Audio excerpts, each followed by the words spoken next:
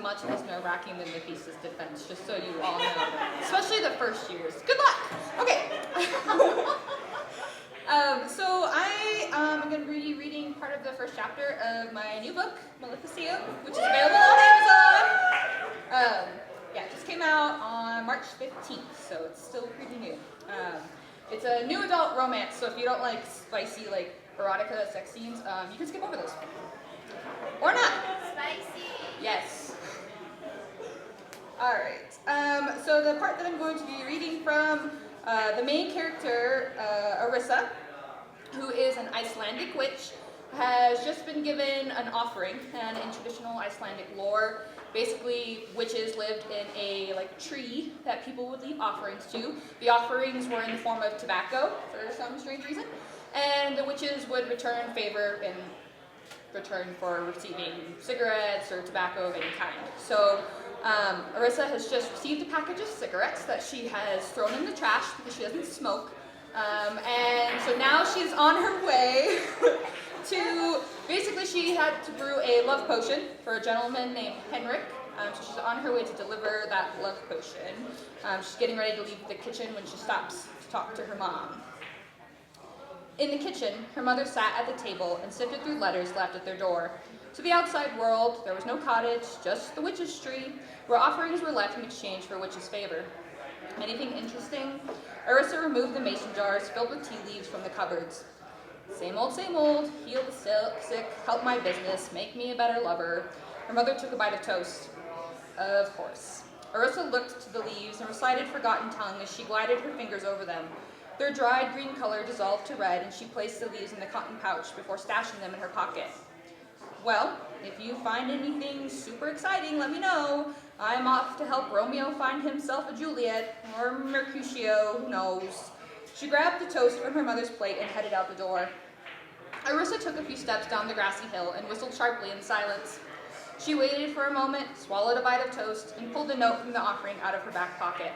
She heard rustling in the brush nearby, and turned to see an Arctic fox approaching her. His ears were perked and gray. "Hello there, friend." Arissa knelt down to meet him and offered him her last bite of toast. She held out the note so he could catch any lingering sense from its author. "Can you take me to him, please?"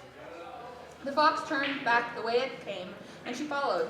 Arissa was young when she learned she had the power to communicate with animals, but her dreams of woodland creatures doing her chores were quickly extinguished when the birds pooped all over her room in the process.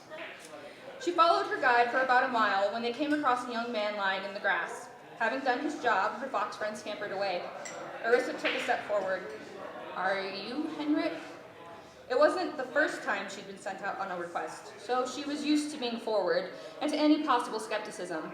In most instances, she tried to find ways around a direct approach, but the people in town scarcely knew she existed, and even if they did, they'd welcome a witch with open arms. That was just how it was. Magic was real, and people wanted to believe it.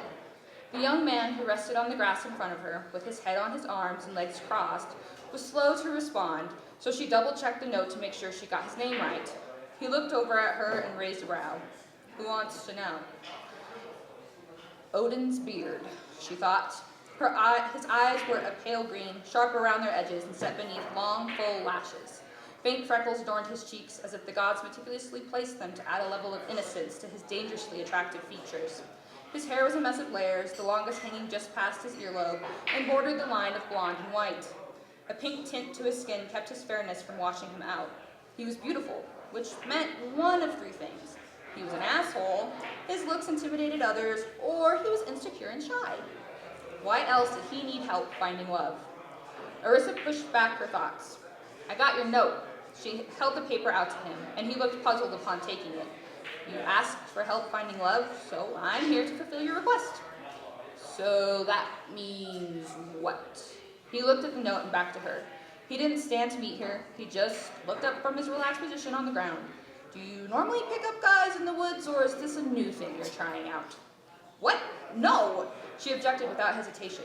"You wrote that, right? I got your offering for witch's favor, so I'm obliged to help you, not date you." He stood with a sigh and dusted grass from his jeans. He was a head taller than Arissa, so he looked down at her when he spoke. "Hold on a minute. So you're telling me you didn't just find find this note and decide to hit on me once you saw how gorgeous I was. But what you are telling me is that you're some kind of witch. It was always a possibility for people to leave gifts but reject a witch's existence when presented with it. That Orissa was used to. What she wasn't used to was his attitude and obvious ego. She resisted the urge to pull at the silver hoops cuffing the cartilage of his ear, the way a mother would pull at her child's ear when scolding him, only with more leverage. Look, buddy, just because you've got a pretty face doesn't mean everyone is going to drop their panties the moment they lay eyes on you. She took the pouch of tea leaves from her pocket and forced it into his hand. You want someone to love you? Just give them those. Upon ingestion, she or he will be consumed by the thought of you. Believe it or not, or don't. I don't care. End of story. You're welcome. She turned to walk away. Hold on a minute, woman. He caught her wrist. What if I have questions? You can't just impart that kind of information on someone and walk away. It's rude. Said the pot to the kettle. She yanked her arm from him. And my name isn't woman. Okay, lady. He looked at her with a smug grin before opening the pouch. So these leaves, if I get someone to eat them, they'll fall in love with me, like hopelessly in love with me? She swallowed her frustration in hopes that cooperating meant being done with him sooner rather than later. As long as you're the first person they see after having them, but they don't have to eat them necessarily. You could put it in a drink and they'd never know. That's kind of messed up. He poured the leaves into his palm and inspected them. So by that logic, I could eat these and fall in love with you. Well, yes, you. Orissa stared in disbelief as she chewed the leaves. Are you an idiot? What are you doing? His Adam's apple shifted when he swallowed. I would be an idiot if you were telling the truth. The only thing I feel is sick from eating those. He frowned and looked at the remaining few leaves in his bag. How disappointing. Had she made an error in her incantation that morning? She racked her brain, but before an answer came to her, Henrik collapsed to the ground with a thud. Hey, are you okay? She panicked, afraid she had somehow mixed spells and killed him. Can you hear me? She knelt down beside him and shook his shoulders. Henrik, wake up! Minutes passed when, finally, his eyes flew open and he looked at her. He said nothing, but reached his hand to the back of her skull, tangling his fingers in her hair as he sat up. In an instant, he wrapped his other arm around her, pulling her down into him. His lips found hers. His kiss was soft, warm, and unexpected. Orissa launched her hand up and out and pushed him back to an arm's length distance. Her cheeks were hot from embarrassment, frustration, and confusion. What in the 9 realms do you think you're doing? He shifted his mouth against her hand as he muffled an apology, and she retracted her arm immediately. I'm sorry, he repeated. I don't know what came over me. It's like my body was on autopilot or something. He looked around puzzled. When did I get on the ground? He narrowed his eyes at her, a smirk on his full lips. Were you trying to take advantage of me? Orissa shook her head hard, whipping her braid from her shoulder. No! You collapsed after eating the tea leaves. She stood, trying to shake off the feeling of his lips. She hadn't kissed anyone before. She hadn't even been close enough to anyone to kiss them before. Her face was warm and her heart fluttered. It was like a nervous type of sickness, and she rambled. Well, at least you're not dead. Sorry about that. Faulty incantation, clearly. I suppose you won't need my services after all. All right, okay, goodbye. Orissa sped through the words. She felt like running, but she turned at a normal pace and walked as if her body didn't know how to escape the awkwardness. Right hand first, then left foot, followed by left hand, and right foot. Was she marching? Hey, wait, don't leave. He called after her and shuffled to his feet. Just keep walking. Don't look back. Nothing to see here, she whispered to herself. She was convinced if she could just get away from him that she could forget the whole thing and breathe. I said, wait. He trapped her hand in his, and she halted. Orissa squeezed her eyes tight to black out the world. It was a dream, just a regular, embarrassing dream that she'd wake up from. But she felt the warmth of his palm against her skin, and she heard the unmistakable sound of his voice when he whispered from behind her. I love you. The words just slipped out. His voice was low and serious in comparison to his earlier casual demeanor. Was it love? He wondered. Had he fallen in love with her because he'd eaten the tea leaves? Was he just under her spell? It had to be. People didn't just fall in love. Real life didn't work like that. He pushed the thoughts away. Spell or not, he couldn't deny the tight feeling in his chest he had at the thought of her leaving. The anxiety scraping at him had ceased when he touched her. Maybe he was in love, and she was the only one who could help him figure it out. You what? She looked back at him, wide-eyed. He searched her eyes as if all his answers were hidden in the color of her irises. Once again, he confessed feelings he couldn't believe. I love you. I'm sorry, I never got your name. Her name fell from her mouth. Orissa? Orissa, of course, he said to himself. My name is Soren. He raised her hand to his lips and kissed it lightly. His questions were beginning to disappear. It was as if he'd always had feelings for her, as if he'd known her his whole life. Nothing else mattered to him anymore but her. He was surprised she didn't pull away from him, but the distant look on her face made him think her thoughts were elsewhere. He waved his hand in front of her face. "Hey, you in there?" She flinched and looked up at him. "Yes, hi, Soren," she answered. "Nice to meet you too." "Wait, Soren? I thought your name was Henrik."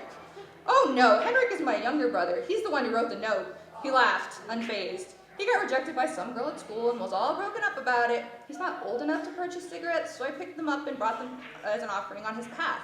Sure, I didn't believe in it, but he did. I figured it would help him feel better. Guess he was right. Just wait until he finds out. "You idiot! Not only did you lie to me, but you used magic that wasn't even yours to use because you thought it was a joke. You're adorable when you're angry." He tucked a loose strand of hair behind her ear. "But to be fair, I didn't lie to you. I never said that I was Henrik. You assumed that. And how was I supposed to know your witch roofie would work?" "Why would I make something like that up?" Her hands balled into fists. "I don't know, because you're a crazy girl in the middle of the woods." He shrugged. "Now, can we just move beyond all this and make out?" His feelings for her had changed, but his personality had remained the same. He'd never loved anyone before, so he just acted the way he always did with every other girl. It always worked in the past. "No, absolutely not. I don't even know you. But you can get to know me." She was going to be a harder case to crack than he thought. She was stubborn, different. He liked that. "The only thing I'm going to do is reverse this spell so I can forget any of this ever happened. Come on." She beckoned him to follow. "Where are we going?" "To my house." Her response was curt. "Oh, I like where this is headed." "Don't be a pig. I'll be anything you want me to, baby. How about quiet?" Thank you.